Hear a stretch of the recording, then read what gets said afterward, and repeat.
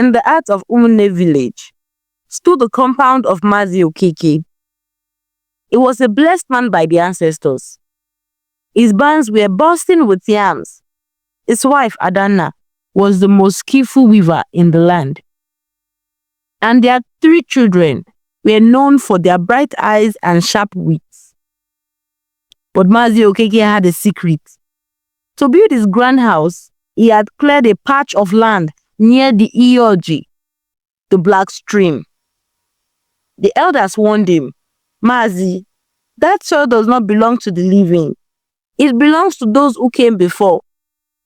But Okeke only laughed, saying his hard work was his only master. It was the peak of the Harmattan season. The air was dry, and the wind carried the secret of burnt grass.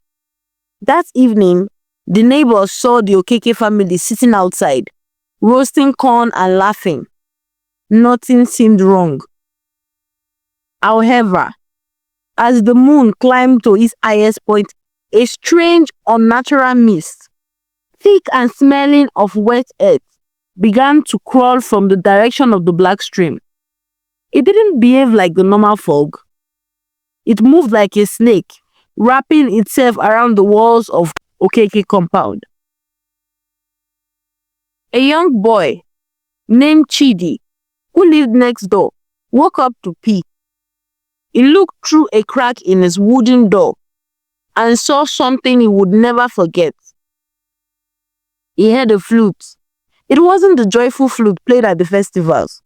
It was a high, thin sound that made his blood run cold.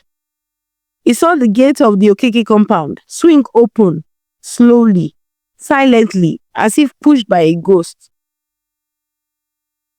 The next morning, the village woke up, but the Okeke compound remained silent. Usually by 6 a.m., you could hear Adana sweeping the yard or the children chasing the goats. By noon, the village chief became worried. A group of men pushed the gate open. What they found froze them in their tracks. In the center of the yard, the fire was still glowing orange, as if someone had just fed a log into it. In the kitchen, 5 bowls of soup were laid out. Spoons were still resting in the bowls. A piece of fish was half torn on Adana's plate. In the master bedroom, the blankets were tossed aside as if the couple had just stepped out for a second. But there were no footprints. The dusty ground of the yard was as smooth as a mirror. There were no signs of a struggle, no blood, and no tracks leading out into the forest. It was as if the entire family had simply evaporated into the air. The villagers searched for 7 days. They combed the black stream and the whispering forest. Nothing. Finally, they called for Baba Agba, a blind seer from a distant village. Baba Agba did not walk into the house. He knelt at the entrance of the compound and pressed his ear to the red earth. For a long time, he said nothing. Then his eyes, cloudy and white, began to tear up. "They are not gone," he whispered, his voice trembling. "The land has swallowed them whole, but it has not digested them." Mazi Okeke built his house on the road of the ancestors.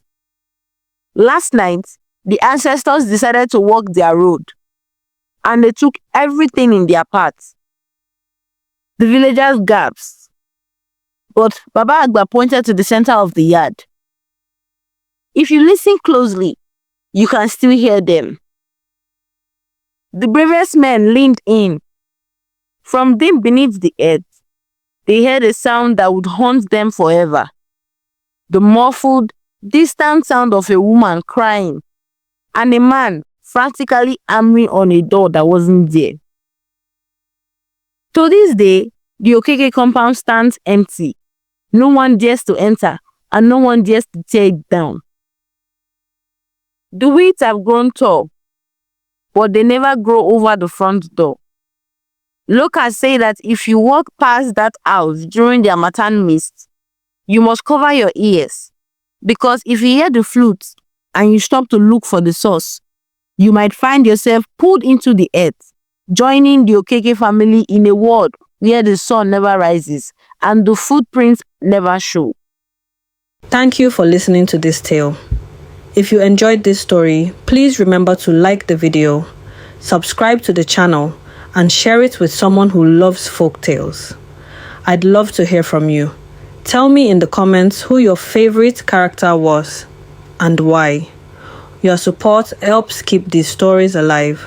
Until the next tale, stay curious, stay inspired.